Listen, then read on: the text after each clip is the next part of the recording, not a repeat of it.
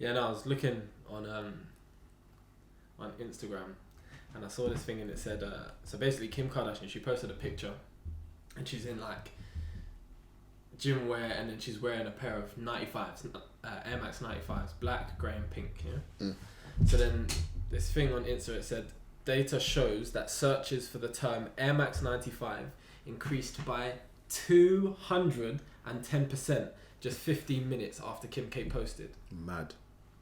I didn't even see this. At the same time, searches for pink Air Max 95 rose by a whopping 2,400%. 15 minutes after she posted. Pink Air Max 95. Thing is, they probably didn't even pay her. Yeah, Probably not, yeah. Probably not. There's probably something in the pipeline. No, 100%. Because I know Ronaldo gets paid for every Instagram post. Is it? Yeah. Every Instagram he gets paid for it.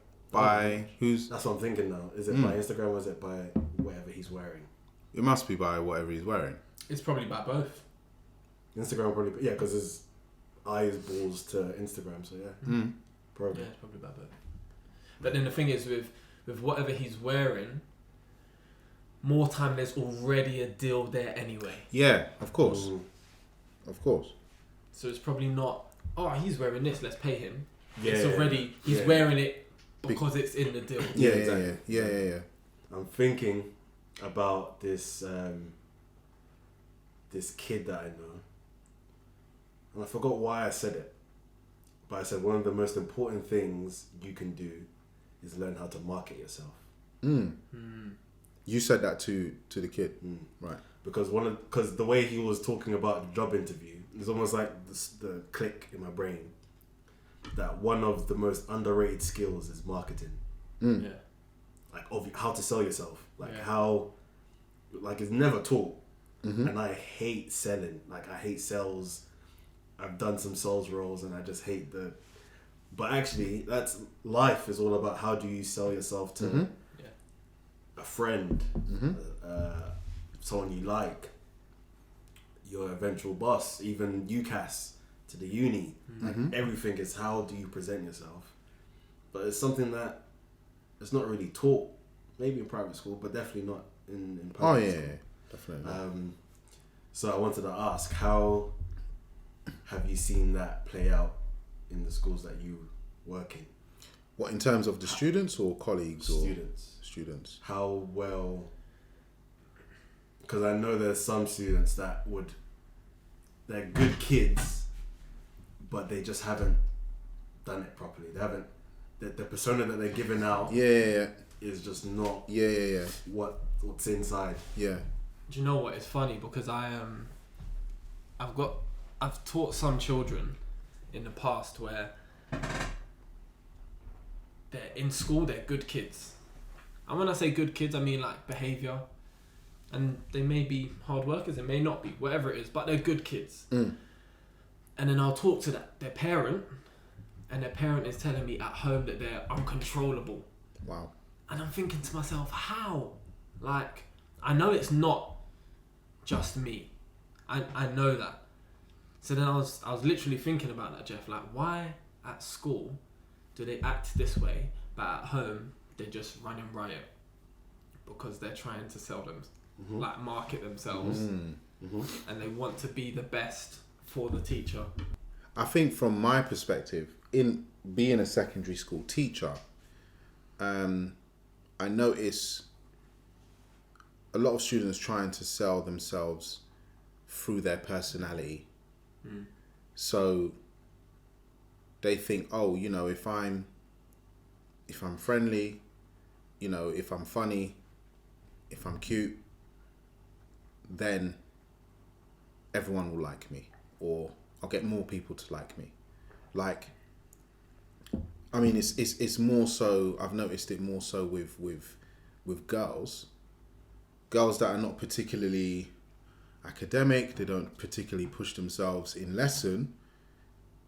They'll be like, oh, sir, I'm your favourite student. I'm like, no.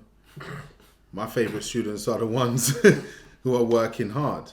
I'll be honest with you, I've been blagged by some children. Oh, yeah. I have been blagged where I think, do you know what? Yeah, this child, can hold a conversation and blah blah blah blah, and they know a lot about the world, but when it comes to the maths or their English, their spelling, times table, they ain't really got it. People try and say like, "Oh, I'm just trying to be me." Like, I can't sit still and be quiet. That's not me. You know, I can't put my hand up and be social. That's just not me. But we're all different. Like, we all have compartments within ourselves. We all have our work persona. We have our home persona. We have our, but you're not fake. Yeah. It's just different parts of you. Yeah. Like, you can be different versions of yourself and still have integrity as I am Russell, I am James, I am Jeff. But that's what they need to learn, that actually I can be slightly different. I can be in class and calm down and not be fake. It's just I'm in class, so I've just got to change the way I act, and then I can go school with my friends and be the class clown and bust with the jokes. But I'm still the same person as I was in class. It's just learning how to interact with different groups, you know. Say now I'm talking about marketing yourself. You go for an interview, and in the interview you're saying, I'm reliable, I'm a hard worker, I'm this, I'm that, and you're not. You're not that. Yeah. Do you know what I'm saying? It's the same thing. And obviously, for in a child situation, it's not that they're lying. It's just they understand when they're in a public setting, they try incredibly hard to mask up whatever they do. But yeah, it's the same thing. Like, that's how they're marketing themselves. They're masking their insecurities or needs. As a child, you're probably doing it subconsciously. Like, you're not thinking, right, okay, this is the persona that I'm going to project to the world. It's not a conscious thing. I think for adults it's slightly different, because you become aware of your different social settings and your different, areas of your life. And because I know at work, for example, like, I don't use as much slang as I would normally would. There isn't as much patois in how I speak as I normally would use. But that's a conscious decision. But that's what I was saying earlier, like, the child they don't think, okay, I'm gonna mask up. They just do it. But that's also because there's a reaction to their action. So if you act this way, say if they acted this way at home and they came to school and acted that same way, there's going to be a reaction, whether it's from their friends or from the teacher, like maybe a consequence from the teacher. There's a reaction to their action. So it's that, I think that's the reason for it. You're avoiding the consequence or whatever the reaction is. You're avoiding that. The bad reaction. I mean, sorry, were you going to say something? No, I was just going to say, I think, thinking about the idea of marketing yourself, I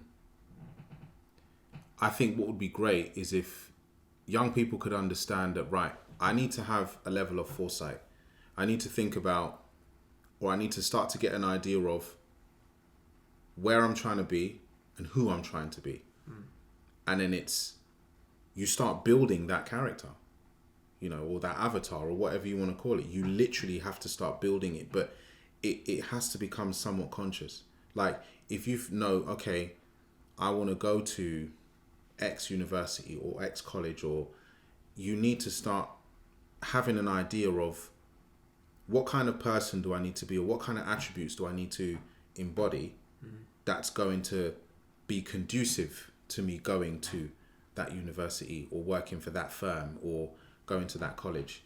And you literally start building that version of yourself.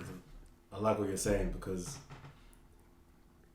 when you know yourself and you're able to market yourself, I probably won't say what you're gonna say, so you can still say it.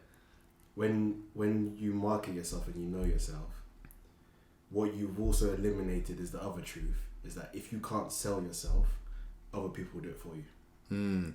Right. If you don't know how to present yourself, then the teacher will do it for you in parents' evening.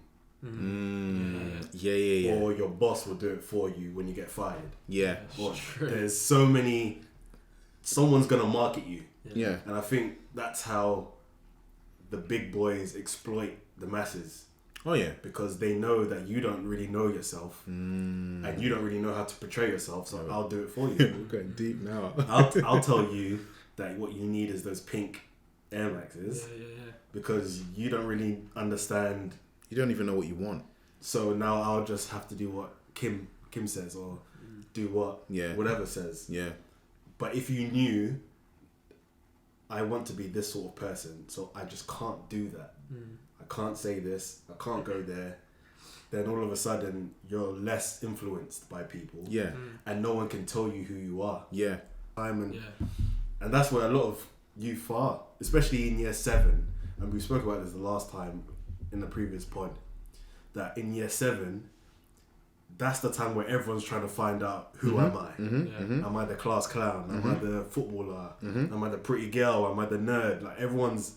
It's like year 7. You see everyone be in the different groups, and it's funny you say that because we're at that stage now. Sort of, it's the start of the start of the spring term, and I'm seeing my year 7 classes act completely differently compared to the start of the year. Like what you're saying is so true. Yeah. On that point in particular, but yeah. I was gonna say, when you said you know yourself, I thought, so obviously I'm a primary school teacher, and aside from that, I tutor some children, and so when I was studying, I would just do it, just kind of, it was almost like work experience for me. Yeah. So I am helping children because I do have knowledge of certain things, but it was almost just kind of experience of working with children for me. And that was when I was in uni. Then I qualified, and obviously my price went up. Of course. But I didn't put my price up.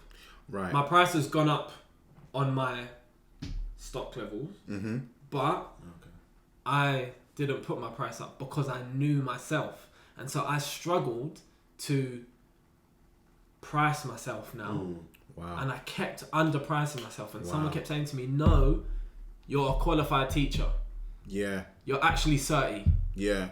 Do you know what I'm saying? I'm no less qualified than, okay, I may have less experience than other some of my colleagues because they've been teaching longer than me, but I'm just as qualified as them. Yeah.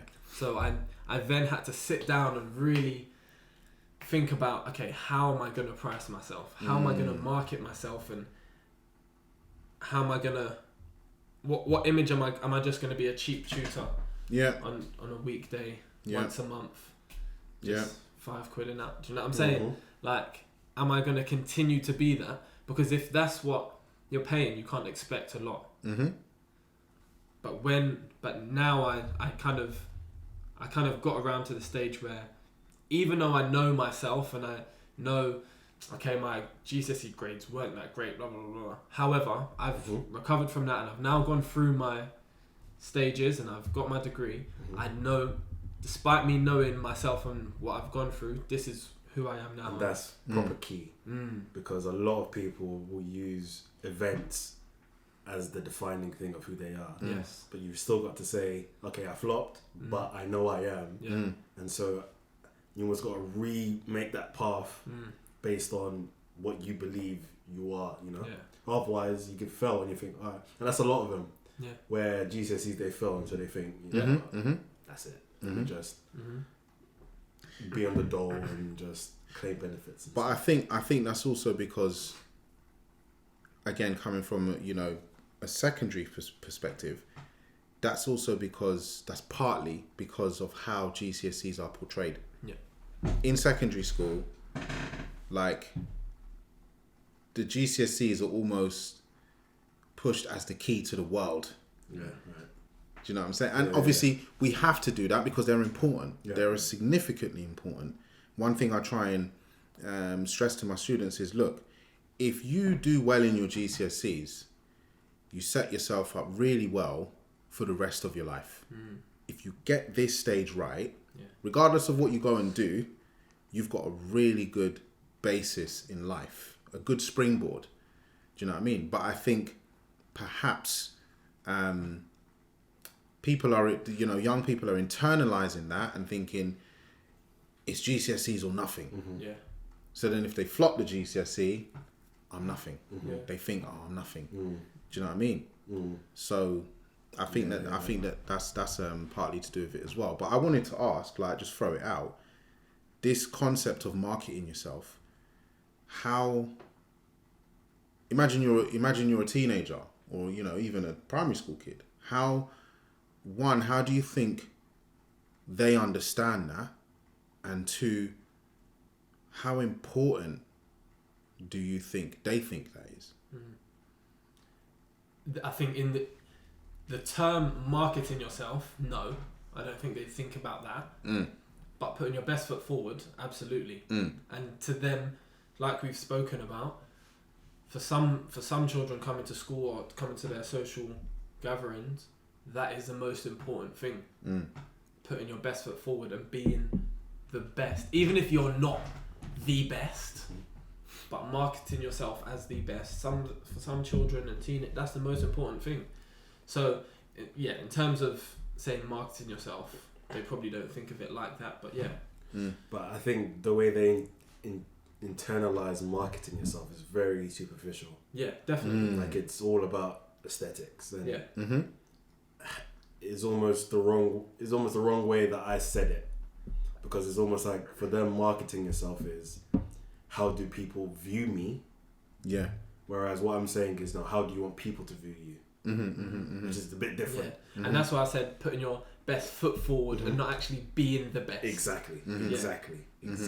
It's almost like, and I know this is diverted a bit, but it's almost like in a relationship. At first, people put their best foot forward. Oh yeah. And then you see the real foot. You see the real foot. That left foot forward and the right foot has just got bunions. But it's the best foot forward is that saying of, it's not completely you, but it's what you're showing people. Yeah. Which I still think I don't think that's wrong. No. I think what I'm saying is a lot of us miss that second foot in the sense of, okay, this is who I'm trying to be, but I still know who I am. Otherwise, people walk with a limp. Where they just show that one foot. Just dragging that other foot. That one foot is just, but the the way it works is your best foot, but then we walk together. Like, this is who I am. This is what I want to be. This is who I am. And then at some point, they now become aligned. But a lot of us just keep trying to throw out what we want people to think without saying, actually, wait, what do I want people to see in me? Like, what character issues should I be dealing with? And personality traits should I be dealing with? And those are the things that aren't taught from a young age. Yeah. But I think even in adulthood, because those things are not taught and they're not caught even in adulthood for a lot of adults. As I mentioned before, I read the 7 Habits of Highly Effective People, and he talks about this very thing. The author Stephen Covey, he makes the point that a lot of, and remember, this book was written, I think it was originally written back in the 80s. But the comment I'm about to say is relevant. A lot of the kind of self-help material, it focuses on the personality ethic, what he calls the personality ethic. The personality it's the best foot. How you dress, what people see, your public persona, But he's saying what we really need to work on is the character ethic. Yeah. The character's who you are when nobody's looking. Do you know what I'm saying? And for me, even as a young person, the earlier you become conscious of that, the better. Because then you can start to fashion your character that embodies the personality that you portray. Do you know what I mean? So if you think that, okay, if you want to portray this image that you're hardworking, then be hardworking when no one's looking. Yeah. Do you know what I mean? Or if you want to portray, this image that you're, whatever it is, funny or whatever it is, then be that person when nobody's looking. Yeah. And in that way, when you project that character to the world. It's who you actually are. Mm. So you're walking in step. Your 2 feet are you're walking in step. You know, your best foot is equal to the other foot. You know what I mean? They're both clean. They're both Yeah. And you know what? It's funny because, and this is not just for children, but sometimes we can put our best foot forward, but people still see the other foot. Oh yeah. You know what I'm saying? Yeah, you're not People hiding still, anything. people still see the other foot dragging behind. Yeah. You know what I'm saying? true. And going back to like my kids at school, they can chat and talk the good talk, and sometimes they have verbal diarrhea because they're trying to make up for what they cannot do. And then I look in their books. This is This is the foot. this is the other foot. This is the other foot. This is the other foot. Yeah.